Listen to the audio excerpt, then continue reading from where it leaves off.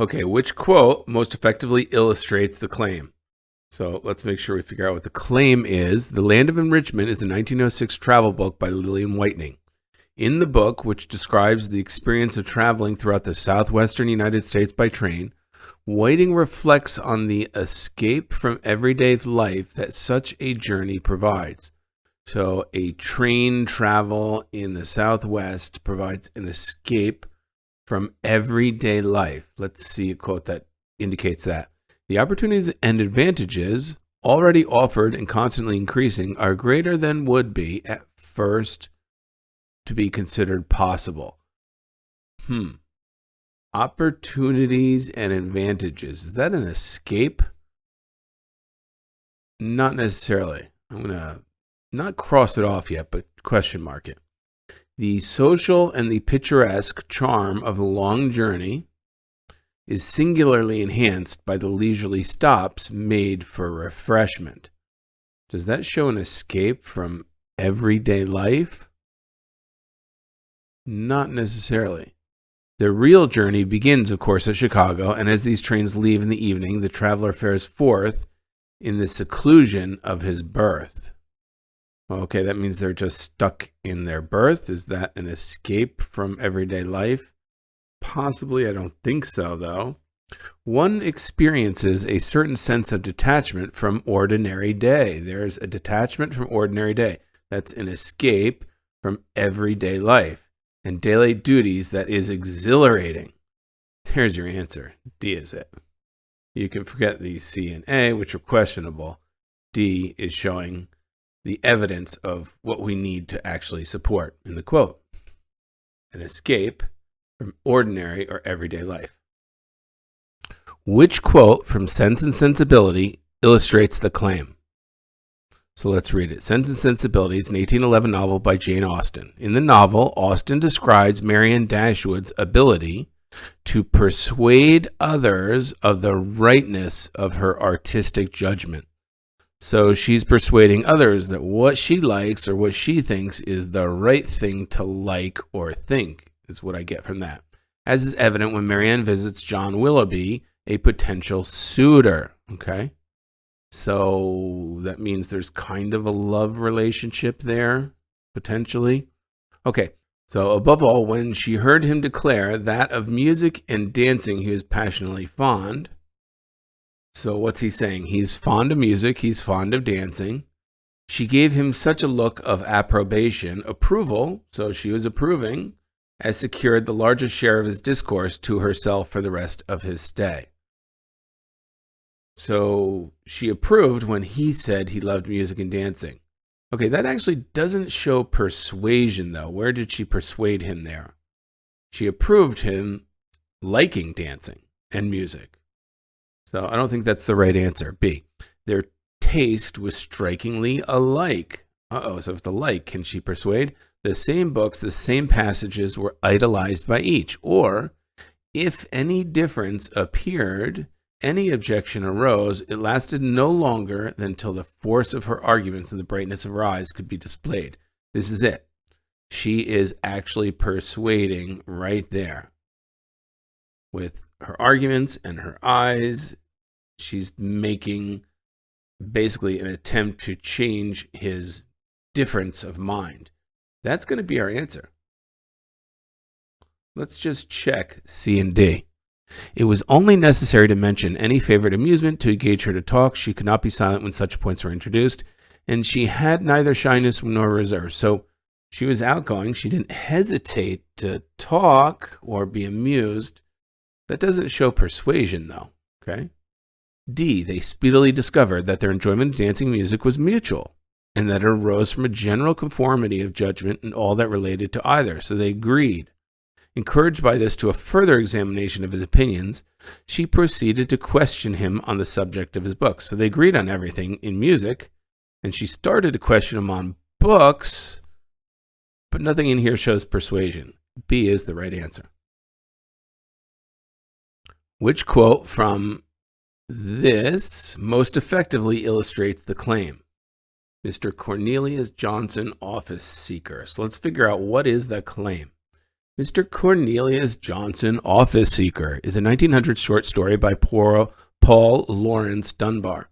In the story, the narrator describes Mr. Cornelius Johnson's appearance as conveying his exaggerated sense of his importance. So this guy, he's self-important. Let's see what quote supports that. He carried himself always as if he were passing under his own triumphal arch. Goodness, yeah, that looks like it could be. It's conveying his exaggerated sense of importance. That's definitely from the description, and I guess that's how he appeared, right? So nothing he said per se. This could well be the answer. Let's check the others. The gray Prince Albert was scrupulously buttoned about his form, and a shiny top hat replaced the felt of the afternoon. Okay, who is the gray Prince Albert? Is that Mr. Cornelius Johnson? Is that who we're talking about? Well, we don't know here in A either, because that's just a pronoun. So he was scrupulously buttoned. That just says he was very formal and cared about his looks. That's not exaggerated, right? So I don't think that's going to be it. C, it was a beautiful day in balmy May, and the sun shone pleasantly on Mr. Cornelius Johnson's very spruce Prince Albert suit of gray as he alighted from the train in Washington. Again, that shows he was dressed very well, not an exaggerated sense of importance. Mr. Cornelius Johnson always spoke in a large and important tone. So, okay, he spoke in an important tone. That shows he felt some sense of importance, right? But does that show exaggeration? I mean, that isn't bad, but exaggeration? How does that compare to he carried himself always as if he were passing under his own triumphal arch? That sounds exaggerated. His own triumphal arch, that's way over the top. I'm going to say A is the answer. And it's his appearance. This is his speaking, not appearance per se either. So D is not right. I would go with A. If true, which would support the team's idea. Okay. So to test this idea, we've got to figure out what their idea is as we go through this.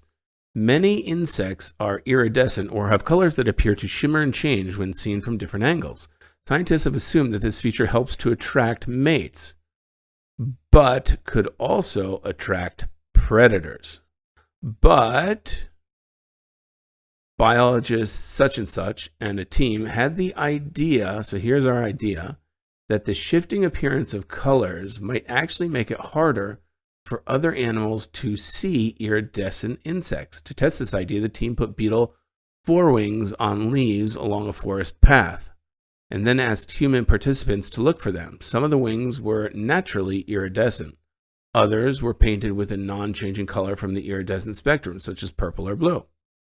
So that doesn't give us a conclusion yet. We want to know what the people thought. So I think what we're looking for is something that showed that people were able to see the non-changing color wings, but not the changing color wings, something to that effect. So let's see. On average, participants found most of the purple wings and blue wings and far fewer of the iridescent wings. Yeah, that meant they were hard to find, which was the claim here, right?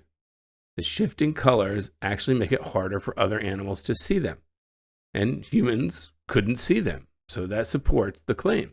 A is going to be our answer. Let's just check B, C, and D.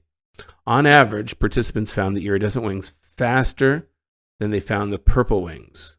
No, that would negate our claim. C, some participants reported that the purple wings were easier to see than the blue wings. That's irrelevant. The purple or blue are the same color. That's not changing color, so that's not relevant. Some participants successfully found all the wings. Well, that's great. But again, that's irrelevant to the main conclusion in the claim. A is the correct answer. Which quote from the poem most effectively illustrates the claim? Okay, so we're going to have to figure out the claim. Often rebuked, yet always back returning is an 1846 poem by Emily Bronte.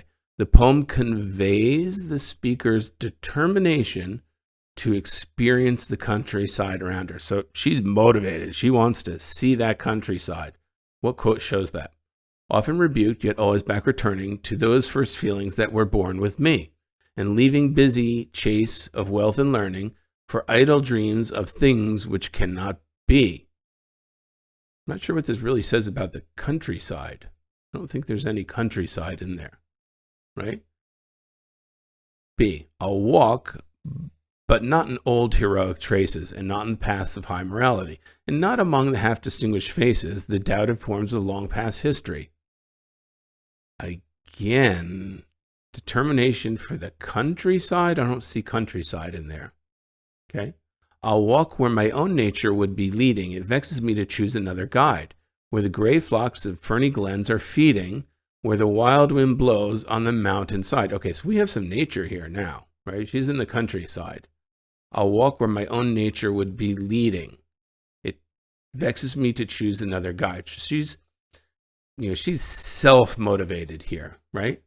Does that show determination? Perhaps, I would guess so. I'd say yes, but not exactly. So this could work. Let's check D. Today I will seek not the shadowy region. It is unsustaining vastness waxes drear, and visions rising legion after legion bring the unreal world again. No real countryside. The only thing that really harks of countryside here is C. This is going to be our answer.